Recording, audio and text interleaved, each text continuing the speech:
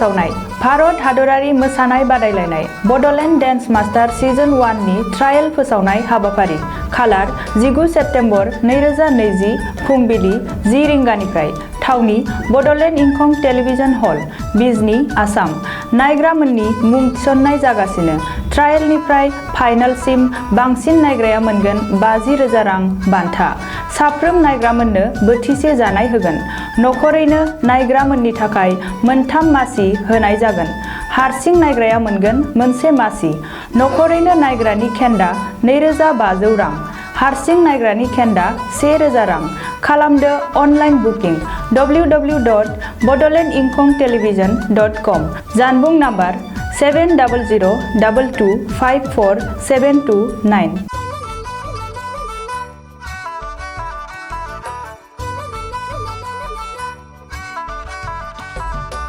खुलुमबाय बियो बड'लेण्ड इंखं टेलिभिजन दिनैनि रादाबखौ फरायदों आं उपमारानि दैमारि दिनैनि गाहाय रादाबाव दं BPF दैदेनगिरि फलिन्द्र बसुमतारिया निमाहा बिबाय कक्राझार बिसमुरियाव सासे आइजोनि गोथै सह बोखांदों अतुल बराया एजिपिनि आफादगिरि महरै फिन बिबान लानाय आयेन बेरेखा जादों खारुपेटियायाव गिख्रंथाव लामा जाब्रबथाय साथाम जिउ खहा सानै गोब्राब जखम पाबजिआ भारताव फैफिननो हासिगौ रिया चक्रवर्तीखौ एनसिबिआ खाबाय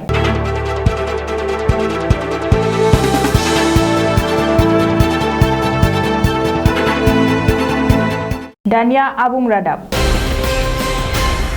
बिटिसिनि बारग' MCLA आरो आथिखालनि बागानपारा बियाबनि BPF दोलोनि बिजाथि फलिन्द्र बसुमतारिया निमाहा बिबाय नेडानि लिंथुमगिरि आरो आसामनि राङारि सावस्रि आरो सोलोंथाइ मन्थ्रि हिमन्त बिश्व शर्माखौ जोबथेसालियाव दैथायहरनो होननानै गोरोन्थियावनो बानबुंथि होनायनि थाखाय BPF दैदेनगिरि फलिन्द्र बसुमतारिया निमाहा बिबाय बबेखानि बर' बिजोंजों फरायनायनि थाखायनो असमिया बुंनायाव माखासे गोरोन्थिफोरा जालांदों होनना सिमान लानानै निमाहा बिदों फलिन्द्र बसुमतारिया मख'नो गोनांदि मन्थ्रि हिमन्त बिश्व शर्मानि बिथोन आरो सोलोआवनो कृषक मुक्ति संग्राम समितिनि दैदेनगिरि अखिल गगैखौ जेबो दाय मावाखैब्लाबो जोबथेसालियाव सोनानै दोनदों होननानै फलिन्द्र बसुमतारिया थांनाय साननैसो सिगाङाव अजद होदोंमोन बेजों लोगोसेनो 2021 मायथाइनि बिसायख'थियाव बिजेपिआ देरहानानै फिन सोरखार खुंनो हायाब्ला मन्थ्रि हिमन्त बिश्व शर्मायाबो अखिल गगै बादिनो जोबथेसालियाव हाबहैनांगोन होननानै दाबि दैखांदोंमोन BPF दैदेनगिरि फलिन्द्र बसुमतारिया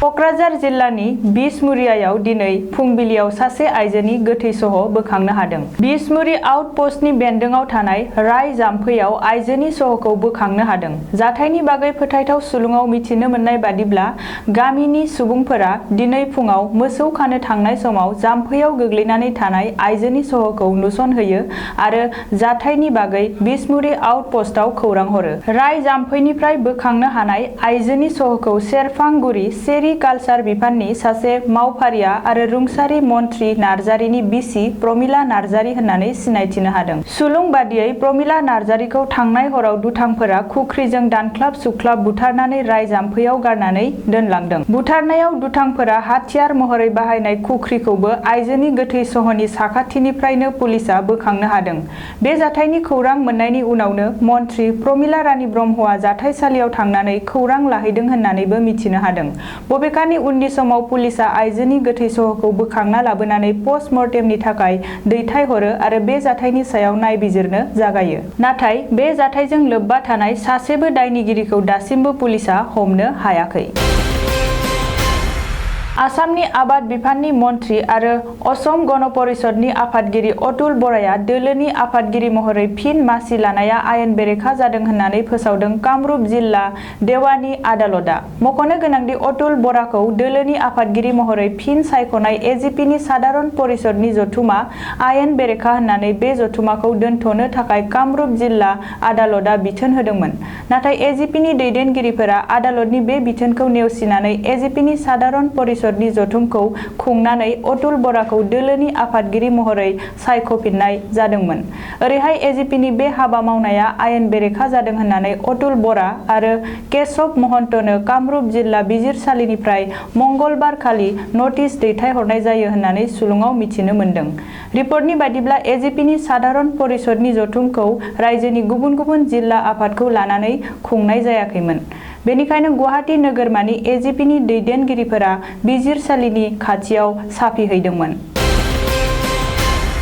दरं जिल्लानि खारुपेटियायाव दिनै फुंबिलियाव मोनसे गिख्रंथाव लामा जाब्रबथाय जायो। बे गिख्रंथाव लामा जाब्रबथायाव साथाम सुबुङा जिउ गोमानायजों लोगोसे गुबुन सानै सुबुङा गोब्राबै जखम जायो। सुलुङाव मिथिनो मोननाय बादिब्ला दिनै फुंबिलियाव खारुपेटिया ओनसोलनि बालुगाव सप्तायारि हाथाइसालिनि साखाथियाव आरो 15 नं माहारियारि राजा लामायाव जोबोर गोख्रैथिजों मंगलदै फारसे फैनाय AS01DD 6333 नम्बरनि बाला रोगानाय ट्राकआ AS13K 3547 नम्बरनि पालसार बाइक आरो AS13K 7610 नम्बरनि सुपार स्प्लेन्डार बाइकखौ सौख्रुबलाङो। बबेखानि बे जाब्रबथायाव जिउ गोमानाय सासे सुबुंखौ फुलुरुद्दिन होननानै सिनायथिनो हादों, नाथाय जिउ गोमानाय गुबुन सानै सुबुंखौ सिनायथिनो हानाय जाथ'वाखैमोन होननानै मिथिनो हादों। ओरैहाय गोब्राबै जखम जानाय सानै सुबुंखौ ओनसोलनि सुबुंफोरा साखाथिनि देहा फाहामसालियाव थिसननाय जायो होननानै सुलुङाव बुंदों। भारतनि गोबांथार लाइमोनफोरजोंनो अनसायजानाय पाबजि मबाइल गेमआ बावैसो साननि गेजेरावनो भारताव फैफिननो हासिगौ एबा पाबजिखौ भारताव गनायथि होफिननो हासिगौ। सुलुङाव मिथिनो मोननाय बादिब्ला भारतआ पाबजिखौ बेन खालामनायनि उनाव पाबजिआ गोदान बिथांखि लादों आरो चीन हादोरनि गेम कम्पानिजों रादाय खानायखौ सिफायदों। ओरैहाय भारतनि पाबजि गेलेग्राफोरनोबो खाबु होनायनि थाखाय चीना कम्पानिजों रादाय सिफायनायनि उनाव पाबजिआ भारतनि गेम कम्पानिजों गोदानै रादाय खानो थिरांथा लादों होननानै मिथिनो हादों।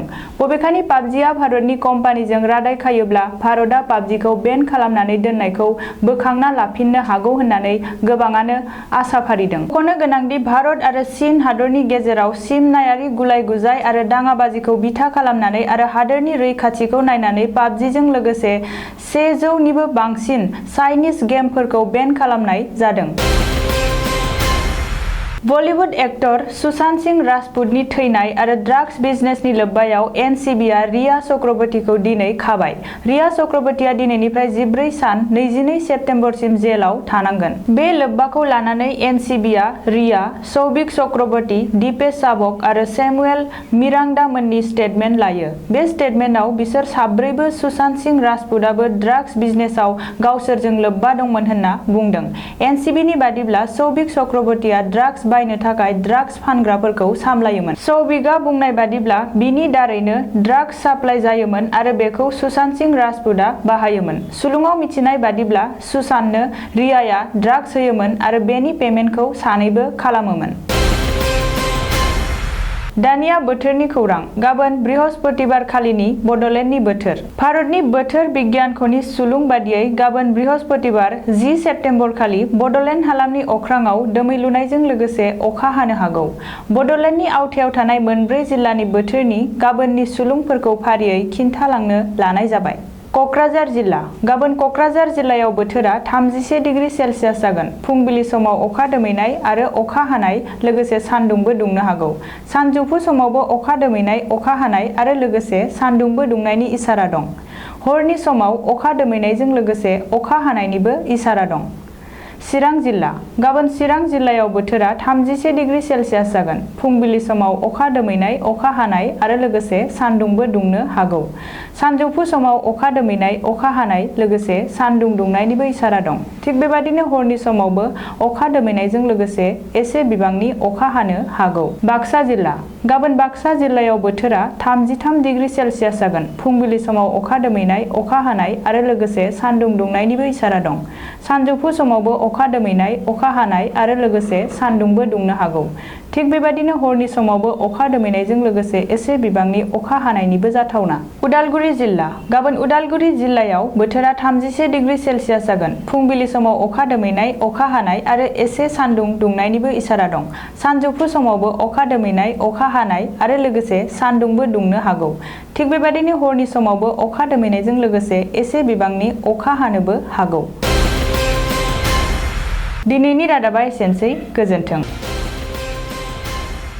मोनसे फोसावनाय भारत हादरारि मोसानाय बादायलायनाय बड'लेण्ड डेन्स मास्टार सिजन 1 नि ट्रायेल फोसावनाय हाबाफारि खालार 19 सेप्तेम्बर 2020 फुंबिलि 10 रिंगानिफ्राय थावनि बड'लेण्ड इंखं टेलिभिजन हल, बिजनी, आसाम।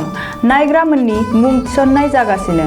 ट्रायेलनिफ्राय फाइनालसिम बांसिन नायग्राया मोनगोन 50,000 रां बान्था। साफ्रोम नायग्रामोननो बोथिसे जानाय होगोन। नखरैनो नायग्रामोननि थाखाय मोनथाम मासि होनाय जागोन। हारसिं नायग्राया मोनगोन मोनसे मासि। नखरैनो नायग्रानि खेन्दा 2,500 रां।